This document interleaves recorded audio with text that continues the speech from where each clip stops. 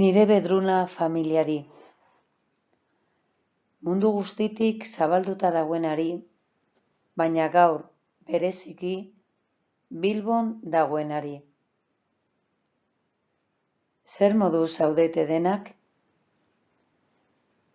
Zuen berriak niregana heltzen ari dira. Badakit gaurko eguna ospatzen ari zaretela egoera berezi batean, ikastetxeak itxita. Nire jaia denon jaia Bedruna familiaren jaia ospatzeko ahalegin eta irrika guztiak ipintzen ari zarete elkarrekin bizitzeko sormena handia erabiltzen. Hurrengo urtean, elkarrezkin ospatuko dugu abesten, dantza egiten, jolasten, kirola egiten. Bedruna familia izatea gure bihotzean dago. Gaur han topatuko gara.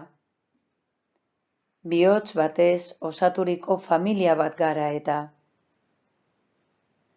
Estad siempre alegres, os lo repito, estad alegres. Hoy es día de fiesta, de alegría, porque además todo va a salir bien. Jai egun honetan, hauxe esan nahi dizuet. Me uno a vuestros aplausos a los sanitarios. JK bere lana egiten, bere bizitza arriskuan ipintzen. Badakizue, Bedruna karmeldar asko erizainak dira, medikuak direnak badaude ere.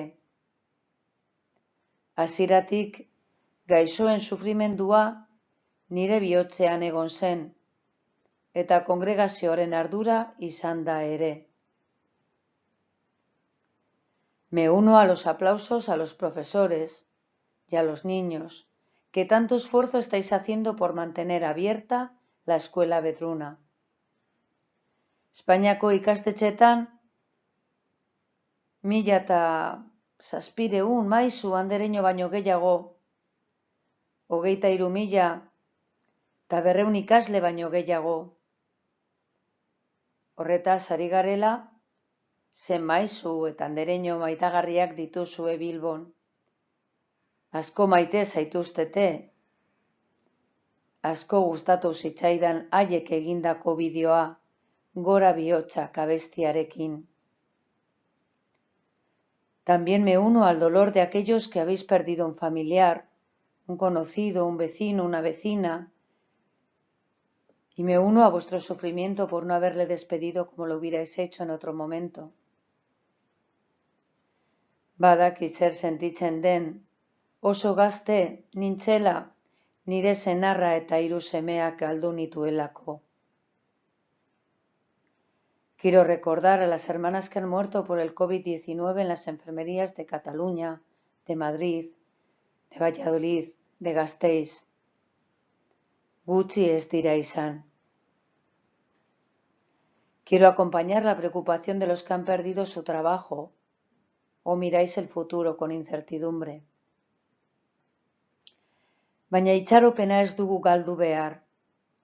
Me uno a los muchísimos gestos de solidaridad que estáis haciendo en vuestra familia, con los vecinos, con los que lo necesitan en vuestros barrios. Solidaritatearen keinu eta ekintza hauek nik askotan esaten dudan esaldi baten mezua bizirik mantentzen dute. Amar, amor y más amor que nunca dice basta. Txaloak, itxaropena, postasuna, eskuzabaltasuna, solidaritatea, izan daitezela nagusi. Egoera honetan aukeratutako simboloa asko gustatzen zait, hortza adarra. Gaur, jai eguna da Bedruna familiarentzat. Ni zuekin nago egun honetan.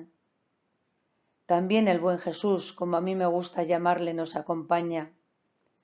Nik beti diot, busquemos a Jesús que si lo tenemos en el corazón, con él lo tendremos todo. Zaindu zaitezte, adi egon.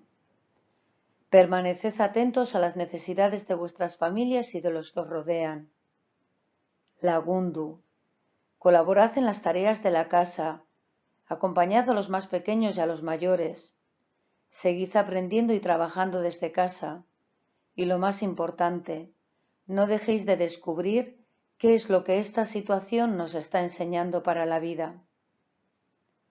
Amaitzeko, otoitz bereziak eskatzen dizkizuet. Norentzat, Hego Amerikan, Afrika edo Asian dagoen gure bedruna familiarentzat, ez daukatelako hainbeste baliabide pandemian aurka borrokatzeko. Baita zuen artean sufritzen eta txarto pasatzen ari direnak badaude ere. Denon alde, gure otoitza. Ezin dut amaitu gutun hau batxilergoko 2. mailako ikasleen aipamena egin gabe. Oso arraroa izaten ari da kurtso amaiera denontzat, baina ikasle hauentzat gehiago. Bere azkenengo urtea ikastetxean eta momentuz ospakizun eta agurra berezia ezin duzu egin. Ez da bidezkoa horrela amaitzea, zuen bizitzaren garai hau.